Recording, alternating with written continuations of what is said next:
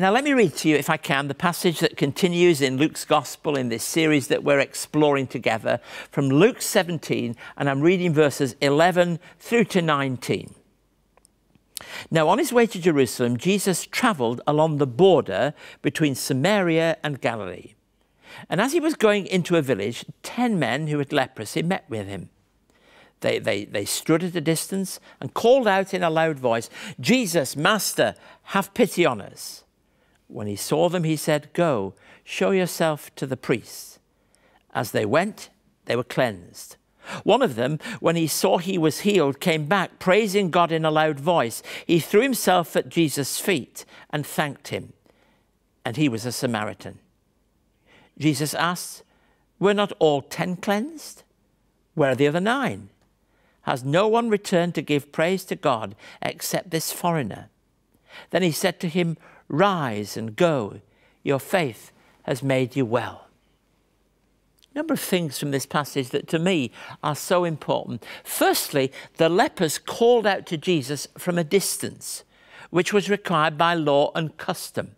That was so important, this gap, this gulf. Remember where it happens. It's on a border town. It's a place where there is a journey that Jesus is on his way to Jerusalem between Samaria and Galilee. You see, they were considered unclean. And as such, they'd got no right to come close to Jesus. I always think of Bette Midler singing "At a Distance," you know, the distance that exists. Though there's a distance that's positive, but there's a distance that's very negative too. And here these lepers had to stay their distance. Secondly, Jesus saw them, heard them, and responded to them. God's healing is not restricted. I love the fact here that this is one of those instances where when Jesus saw them, he actually reaches out to them. They're crying out, "Jesus, Master, have pity on us." And when he saw them, he said, I think that's a marvellous way in which Jesus responds to human need. And we often talk about human need at Wesley Mission. We're involved in so much of it. And we've heard a very moving story on the show today of somebody who knows what it is to experience need, who's come and found hope and is working with us at Wesley Mission to find a way forward within her own life that is a splendid witness.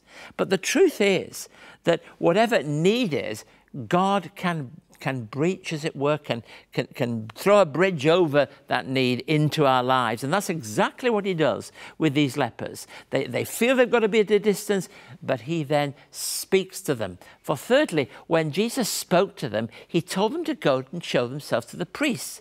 And it's on their way that they are cleansed. So the cleansing doesn't happen there and then. It's on their way as they're doing what he was asking them to do.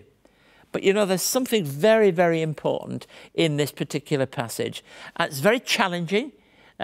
Next, after the healing, just one of the men, only one, a Samaritan, described as a foreigner, well, that's what he was, somebody who was not counted in amongst the rest of them. He is the one who returns to offer thanks to Jesus Christ. And I think verse 17 points to the real and total healing. You see, the healing was not only that lepers were healed. I can remember visiting a leper colony and my wife and I walking around, and leprosy, though it's a generic term, leprosy in those days could be something that is very, very damaging, cuts you off from the rest of society. And there was a real sense in that this man who was healed came back and wanted to say thank you because he knew his healing was total. Not only now was his body put in a way that was right, this would reintroduce him to relationships, would make him feel he was countable amongst other people. He could have relationships, he could engage. He would no longer have to stand on the edge of the city crying out. He could come alongside people. That's the total healing that Jesus brings to people's lives. When I study the New Testament, so many of the instances of the healing work of God in people's lives is not only what you see on the outside. It's what happens on the inside. Just as we heard earlier, somebody who for the first time realized that they counted, realized that they mattered, and had a real sense of the presence of God putting them together again, as was described, giving a picture of who they truly not only are, but can be. And God is always wanting to do that. Why did the other 9 not come back?